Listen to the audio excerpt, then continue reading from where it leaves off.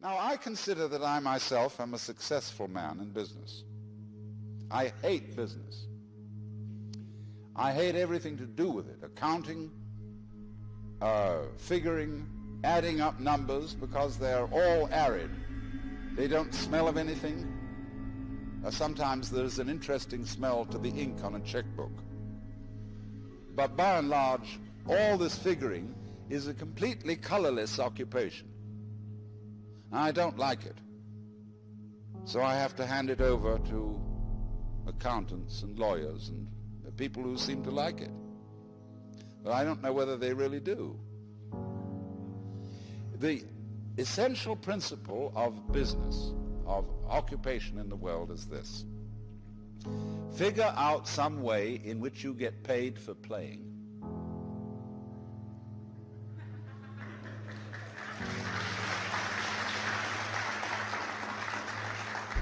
When I was quite young, I forget the exact age, I made a solemn vow, which was that I would never accept a job.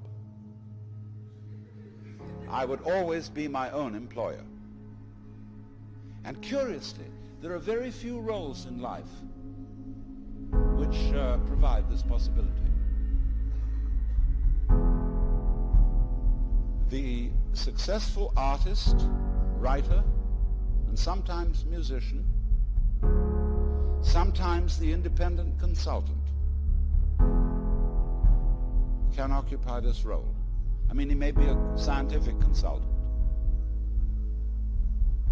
But by and large, almost everybody seems to be compelled to take a job with a corporation. It's very difficult indeed these days to run a small business where you're your own boss, because you have to employ an enormous staff of people to keep track of the paperwork. I know a person, for example, who has a farm where he raises avocados. And the Department of Commerce visited him with a stack of forms this thick, which he had to fill in.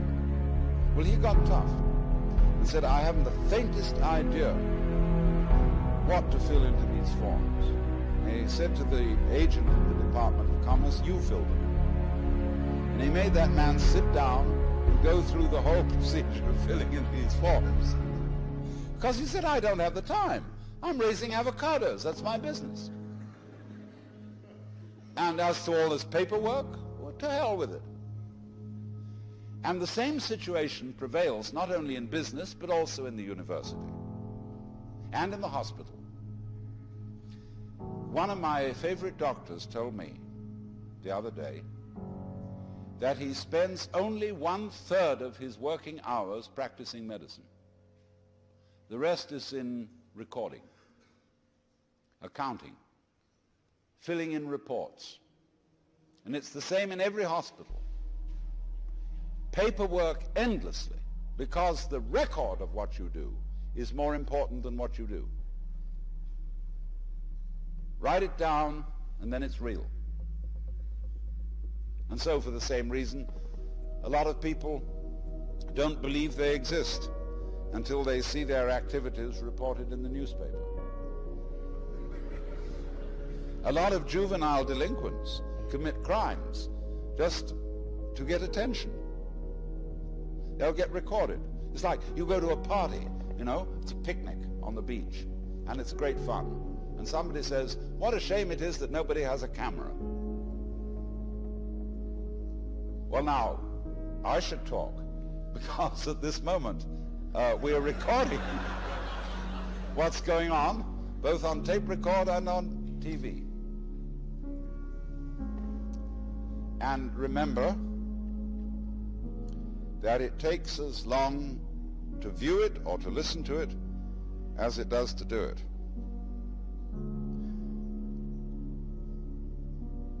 Now, who's going to listen to all this over and over again? So there's something fundamentally wrong here, and which the businessman of all people needs to understand. What the businessman needs to know Equally, what the army officer needs to know is the same. What do you really want? I have proposed that there be an entirely new kind of college entrance examination, in which instead of answering a lot of silly questions, you write for about 20 pages on your idea of paradise. It can be any kind of paradise you want. It can be very spiritual, it can be very sensuous. But spell it out. What do you want to happen in life? And then you will hand this thesis in to an assigned tutor on the faculty. And he'll read it over and examine you closely as to whether this is what you really want. Do you realize, for example, what goes with the things you say you desire? I mean, for example, you want to marry a certain kind of beautiful woman, and you specify in your paper the characteristics she should have. But, says the tutor, you said absolutely nothing about her mother. Because every girl goes with a mother. I mean, unless she's an orphan. And you must also specify what kind of mother-in-law you want. Well, then you have to stop and think about that. And that's just an illustration of going into detail and being very careful about what you desire, because there's a good saying, be careful of what you desire. You may get it. So this is the problem of thinking out carefully where it is that you want to go. Now let's take the war in Vietnam, which is supposed to be concluded. What on earth was it all about? If we had gone with military pomp and might into Vietnam for the express purpose of conquering the country and possessing it and carrying off the women into captivity, it would have been understandable. But as it was waged for some absolutely abstract end, namely the estoppage of an ideology called communism. Nobody knows what communism is, nor do we know what capitalism is. But we can fight endlessly on the supposition that there are good guys and bad guys. And when we fight on that supposition, there is no possibility of compromise or of gentleman's agreement, as there is honor among thieves. We're all thieves, let's face it. There is a doctrine in the Jewish religion that when God created Adam, he put into him a spirit which is called the Yetzer Hara, and that means the wayward spirit,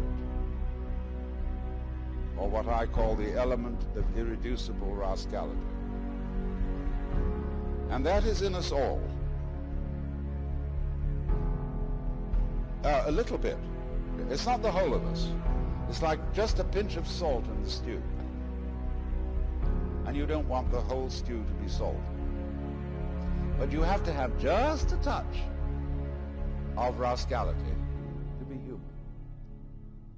And I find it difficult to get along with people who don't know that they have it.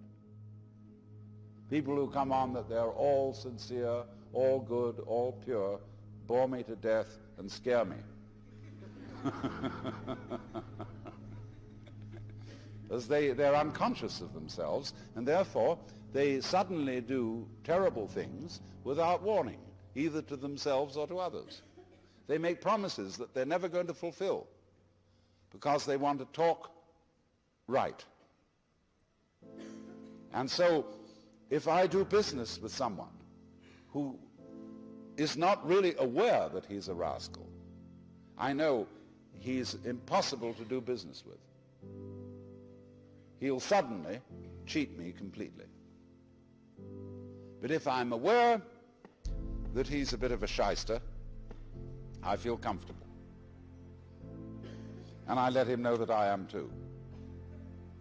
Then we're human. Then we can let our hair down Then we can say, look, let's work this out. And this is what I want. And I know what you want. And if we can get that clear, we can work out a reasonable agreement. We can compromise. We have a little play of give and take. But if you don't have that, you're absolutely snarled. Now look at it this way. You can't operate business nowadays without a whole team of lawyers. And what is the function of lawyers? They're to write down the rules of the game so that we have what is called the rule of law. A lot of people talk today about law and order and how it's got to be upheld. Now, what does that actually mean? It means that all organizations, business corporations, bureaucratic government corporations, even churches, are going by the book. They are operating according to a manual. And in many corporations, individuals have constantly to consult some sort of manual to know what they should do, instead of using their own good sense. This doesn't work. It means that an organization is entirely different from an organism. You, each one of you, are an organism. A very, very complicated organism, which your nervous system facilitates, let's use that nasty word. And you don't know how you do it. You couldn't begin to describe how your nervous system works. And even neurologists don't know how it works. And yet it works reasonably well. Because your brain can handle an unknown number of variables. A variable is any identifiable process, such as breathing, such as the circulation of the blood, such as the secretions of the glands, such as the digestive system, and so on and so on. Now, you operate those all day without knowing how you do it.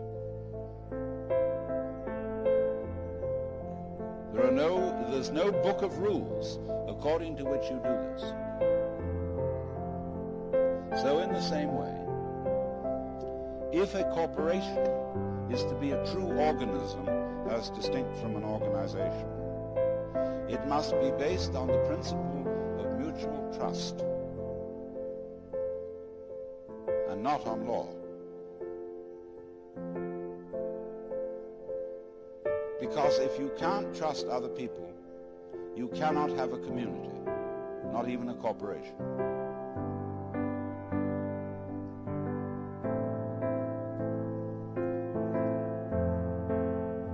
It's risky, very risky to trust other people, because they may let you down. But on the whole, if you do trust them, the chances are perhaps, 60 to 40, maybe a little more, maybe 75 to 25, that the system will work, simply because they're trusted. And as soon as you've got a system where, for example, in a supermarket, there are mirrors all over the place, TV cameras watching everything, all kinds of checks on the cashiers that they won't sneak off with something. You've got a system that increasingly won't work, because nobody will want to work there. one of the major reasons for hippies and dropouts is that human beings don't want to work under conditions like that because they are mechanical conditions. And the mechanism is quite distinct from the organism, because the mechanism is arranged on linear plans, the book, whereas the organism transcends that. We don't know how. That means we can't write down how, because it's more complicated than any form of writing can express.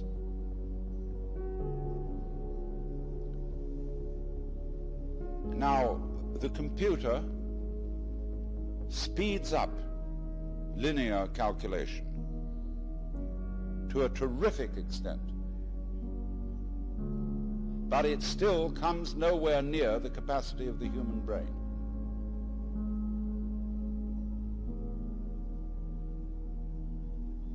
And so this is something that has to be recognized as a principle. Now let me give another illustration of it. Every corporation employs a number of people in research. Let's take IBM. They have a huge center down near San Jose where they have a research staff. And one of the first things they had to recognize is that you can't put creative research people under the clock. You've got to trust creative research people to fool around, to sit about, drink coffee or maybe whiskey, and scratch their heads and look at blackboards and play. And then suddenly, zingo, some interesting result will occur. But if you make them punch clocks, and if you say these are the things that you've got to discover, it won't work. So the corporation has to make an act of faith in its research personnel. It has to say, we recognize you have an amazing gift called brains. We don't know what these are, but it seems that in the past you've been fruitful. And so we're going to employ you to do your thing, whatever that happens to be. And we'll make an act of faith in you. And invariably, if they make that act of faith, it will work. Some fantastic idea will come out. Not perhaps the idea you expected. In fact, it may not even apply to your particular business, but you could always sell it to somebody else. Now then, let me go. This is a fundamental principle.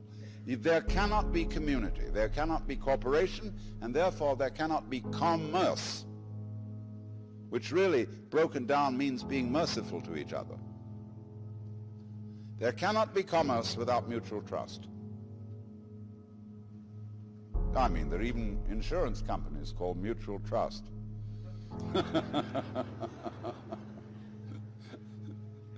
But it just can't happen. The society at the moment is mutual mistrust. And therefore it becomes increasingly difficult to do anything. Business is inhibited by the lack of free enterprise. That sounds very right-wing. But actually fascist states, corporate states, totalitarian states are utterly against free enterprise. So let's push this a little further. St. Paul said that the laborer is worthy of his hire. And I, as a philosopher, mere philosopher, dealing in higher things, always insist that I be paid for my work. And I get the highest fee I can get. And people say, well, you're just out for money. I say, that's none of your business. Because I give most of it away. My own needs being extremely simple. Although I enjoy good food. I don't even own a television set. And, you know, it's a very simple life, but I've got enough. And enough is as good as a feast. You see, a lot of people don't feel happy unless they have another thing beyond money, which is called status. And status, to a very large extent in our economy, consists in conspicuous consumption. In having this thing and that thing and the other thing, in having a swimming pool, a Ferrari, a certain kind of clothes, and a certain kind of house with an enormous round-style picture window, and so on and so on and so on. And we think we need all that because we've been persuaded by a certain kind of propaganda that that's how we ought to live. Because we haven't asked ourselves whether that was what we really wanted. In other words, we've been propagandized into thinking what we wanted. I remember my daughter when she was in high school, number one daughter, who's now become very sensible, insisted that she had to have a certain number of cashmere sweaters. In those days, I couldn't afford them. I said, my dear, do you really want these? Or is it just that you've been reading ads in the magazine or listening to the other children? Because you see, schools are places where you send your child to be brought up by other children. And therefore, they get a kind of lowest common denominator of culture. They all think they got to have this, they got to have that. And they don't really want it. If they sat back and considered, do I need all that? Is this trip really necessary? They would come to the conclusion that it wasn't. And that would be very important because they would save energy. You all know, of course, that we are nearing an energy crisis. That there is not enough physical energy going to be available for all the things we think we're supposed to do, to go rushing around and so on. So we need to take towards commerce a more relaxed attitude.